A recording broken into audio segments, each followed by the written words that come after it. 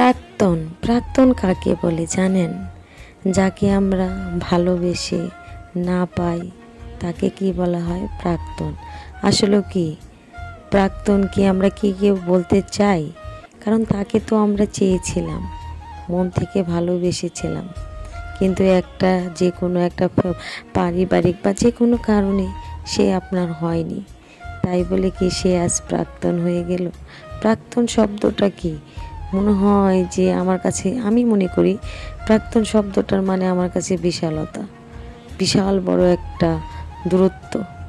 একটা মানুষকে আমি যাকে মন থেকে ভালোবাসলাম তাকে আমি পেলাম না, তাকে এক সময় সবাই বলে প্রাক্তন বা এক্স। আসলে কি এটা কি আমরা কি সবাই কি মেনে নিতে পারি? একটা মেয়ে একটা ছেলেকে যখন ভালোবাসে তখন কিন্তু তাকে কিন্তু তার সবটা জুড়ে ভালোবাসে। কখনো কিন্তু সে ভাবে না যে তাকে আমি পাবো না বা সে আমার কাছে হয়তো বা হবে না, সেই রকম কোনো কিছু ভেবে কিন্তু ভালোবাসা হয় না। কিন্তু একটা সময় সেই যখন আপন না হয় তখন সেই আমাদের কাছে কি হয়ে যায়? প্রাক্তন হয়ে যায়। তারপর আমি আরও কি একটা কথা বলবো, যে আমরা একজন আরেকজনকে অনেক ভালোবেসে অনেক অনেক কথা বলি, অনেক কথা দিই, কিন্তু আমরা একটা পর্যায়ে গিয়ে কি সেই কথাটা রাখতে পারি? কেউ কি রাখতে পারে? কেউ বা পরিবারের দোহাই দিয়ে, কেউ বা সফল না হতে পেরে তার কি ভালোবাসার মানুষটাকে কি করে একসময় হারিয়ে ফেলে। এটাই হলো হয়তো বা নিয়তি, এটাই হয়তো বা নিয়ম, এটা মেনে আমরা ভেবে চলি এবং একজন আরেকজনকে কি সারা জীবন দোষ দিয়ে থাকি। আসলেও আমরা একজন আরেকজনের সে কি অবস্থায় আছে, সে কি কারণে ছেড়ে গেছে আমরা কখনো জানতে চাই না। না চেয়ে আমরা কি করি, একজন আরেকজনকে দোষারোপ করি। আবার এমনও আছে যে মেয়ে অন্যের ঘরে সংসার করে, অন্যের ঘরে সব কিছু করে, বাট কি সেও মনে মনে কি তার ওই প্রাক্তনের জন্য কি একসময় দু এক ফোঁটা চোখের জল ফেলে। এটাই কি হলো ভালোবাসা? আমার কথা হলো, আমি যদি কাউকে ভালোবাসি তাকে আমি কেন পাবো না? কিসের পারিবারিক দোহাই, কিসের কি? এটা তো হলো সামান্যতম একটা বিষয়। একসাথে থাকার জন্য হলে মানুষ অনেক কিছু করতে হয়, সেটা যদি নাই করতে পারে তাহলে কেন ভালোবাসবো? প্রয়োজন নেই, আবেগের প্রয়োজন নেই, কোনো কিছুর প্রয়োজন নেই। আসলেও ভালোবাসা মুখের কথা না বোন বা ভাইয়েরা, ভালোবাসা মন থেকে আসতে হয়। আপনি যদি কাউকে যদি মন থেকে ভালোবাসেন তাহলে তাকে আপনি কি কখনো ছেড়ে থাকতে পারবেন না। যতই ঝড় যতই ঝামেলা আসুক আপনি তার কাছে যাবেন। আমাদের সমাজে বলা হয় যে ফ্যামিলির পছন্দে বিয়ে করো। কেন? আমি যাকে নিয়ে ভালো থাকবো, সারা জীবন ভালো থাকার প্রত্যয়, তা আমি তাকে কেন করব না? কেন ফ্যামিলিকে প্রাধান্য দেব? কেনই বা আমি আমার সফলতা পৌঁছাতে পারি না দেখে সেটাকে আমি বাধা হিসাবে ধরবো? এসব যারা বাধা হিসাবে ধরে তারা আসলে ভালোবাসে না। আমি বলবো তারা টাইম পাস করতে আসে। একটা মেয়ে বা একটা ছেলে যখন একজন আরেকজনকে ভালোবাসে তখন কিন্তু তারা কিন্তু মন থেকে ভালোবাসে। আসলে মনের চাওয়া পাওয়াটাই হলো বড় কথা। অনেক মানুষ আছে যে এই ভালোবাসা না পেতে পেরে কি হয়, পাগল হয়ে যায়। কেন? এরকম তো কোনো কিছু করার দরকার নেই। আপনি যদি সফলতার জন্য যদি একটা মেয়েকে না পেতে পারেন তাহলে আমি বলবো আপনি আগে সফল হন, তারপর ভালোবাসুন। আর একটা মেয়েকে আমি বলবো, তুমি যদি তোমার পরিবারের বাধা যদি আগে জানো তাহলে কেন অন্য একটা ছেলেকে ভালোবাসবে? কেন জীবন নষ্ট করবে? কোনো রাইট নেই, কারোর জীবন নষ্ট করার রাইট নেই। তাই আমি সবাইকে দিন শেষে একটা কথাই বলবো, যে ভালোবাসার মতো ভাসেন, যেন তাকে পান। না পেয়ে, কষ্ট পেয়ে, আড়ালে কাঁদা, নির্বৃত্তে কাঁদা, সারা জীবন বুকের ভিতরে একটা কষ্ট বহন করা, এর চেয়ে আমি মনে করি আপনারা একজনকে ভালোবেসে বিয়ে করেন। আল্লাহ তাআলা রিজিকের মালিক, আল্লাহ রিজিকের ব্যবস্থা হয়ে যাবে। রিজিকের দোহাই দিয়ে, পারিপার্শ্বিকের দোহাই দিয়ে ছেড়ে দেওয়াকে ভালোবাসা বলে না। পরে কি হয়ে যায়? প্রাক্তন হয়ে যায়। সেই ভালোবাসার তো কোনো প্রয়োজন নাই। যদি ভালোবাসতে পারেন ভালোবাসার মতো করে ভাসুন। আবার অনেক ছেলে আছে যে যারা টাইম পাস করে, অনেক মেয়েও আছে যারা টাইম পাস করে।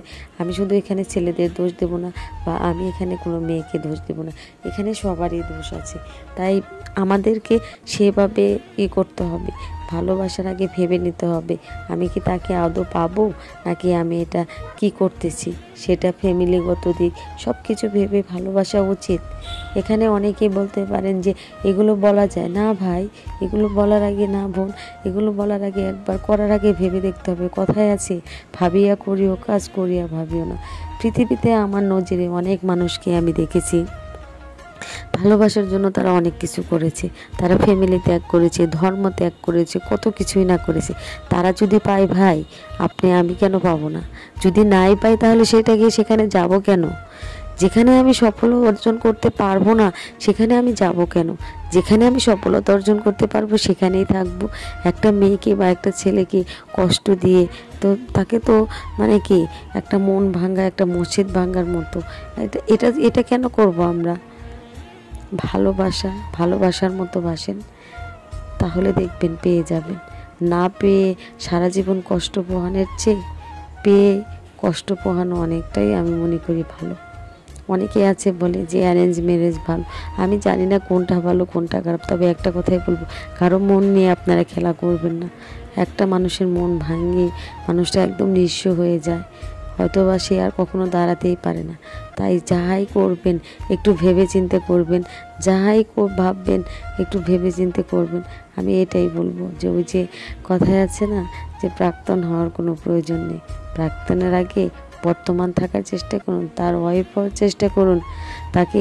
আবার আমাদের যুগে আরেকটা জিনিস হচ্ছে, মানুষ ভালোবেসে ভালোবাসার টানে দুজনকে জান প্রাণ দিয়ে সবটা দিয়ে পরে আর তারা এক হতে পারে না।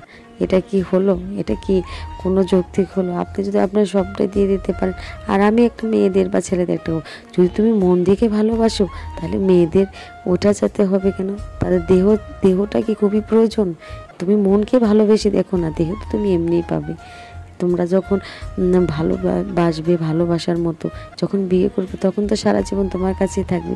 আগেই কেন পাগলামি করো এসব করে? একটা মেয়ে একটা ছেলের বিশেষ করে ছেলেরা মেয়েদের এভাবে নিঃস্ব করে দাও, এটা কি ঠিক? এটা কখনোই ঠিক না। তাই আমি প্রত্যেকটা মানুষকে বলবো, আপনারা নিজেদের মোটিভেশন তৈরি করুন।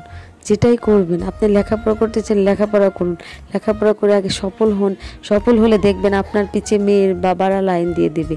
আর মেয়েদের বলবো, তোমরাও লেখাপড়া করো, লেখাপড়া করে প্রতিষ্ঠিত হও, দেখবে যে ছেলেরা তোমাদের পিছে লাইন দিয়ে দিবে। শুধু ছেলে না, তুমি যাকে চাও সেই তোমার কাছে আসবে।